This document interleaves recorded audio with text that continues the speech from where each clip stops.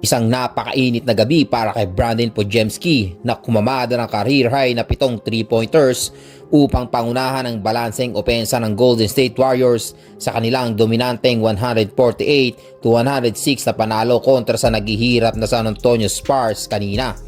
Itinakda ng Warriors ang kanilang highest point total ngayong season habang inangkin ang kanilang pangalawang sunod na panalo. Sa tagumpay na ito, umakyat sila sa ika-6 na pwesto sa Western Conference. Muli nilang nalampasan ang Los Angeles Clippers at Minnesota Timberwolves. Nasa isang panalo na lang sila mula sa ika-5 pwesto na sa kasalukuyang hawak ng Memphis Grizzlies at 2 panalo mula sa ika-4 na pwesto naman ng Los Angeles Lakers. Isang posisyon na magbibigay sa kanila ng home court advantage sa unang round ng playoffs. Bumida rin si Moses Moody na may 20 points habang nag-ambag si Buddy Hield ng 19. Si Draymond Green ay may 14 at parehong may 13 points sina Stephen Curry at Jimmy Butler.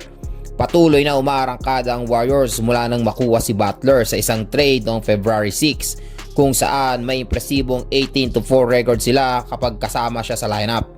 Samantala, patuloy ang paghihirap ng San Antonio Spurs na naglaro ng back-to-back games matapos matalo sa Boston Celtics noong Sabado.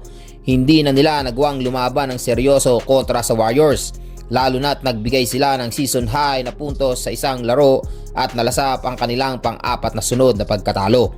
Pinangunahan ng reserve player na si Keldon Johnson ng Spurs na may 19 points habang nagtala si Sandro Mamukelashvili ng double-double na 14 points at 11 rebounds. Nagdagdag naman si Malaki Branham ng 13 points, Devin Vassell ng 12 points at Julian Champagnie ng 11. Maagang kumalas ang Warriors matapos nilang lumamang ng 18 points sa natitirang 1.57 ng unang quarter matapos ang 2 free throw ni Butler. Nagtapos ang first quarter sa 44-27 pabor sa Golden State. Patuloy nilang dinina ng opensa sa second quarter. Itinaas ang abante sa 29 points matapos ang 3 ni Curry sa natitirang 2.58 bago ang halftime.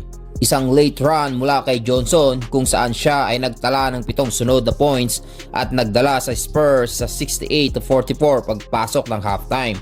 Pinangunahan ni Johnson ang lahat ng scorer sa first half na may 14 points habang si Curry ay nagtala ng 11 para sa Warriors at may 10 points naman si Butler. Hindi na bumitaw ang Golden State sa second half, lalo pang pinadapa ang Spurs sa third quarter kung saan inilista nila ang 39-point lead matapos ang isang 3-pointer ni Podziemski sa huling 52 seconds ng period. Sa isang dominanting panalo, ipinakita ng Warriors ang kanilang playoff form habang patuloy nilang hinahabol ang mas magandang pwesto sa Western Conference.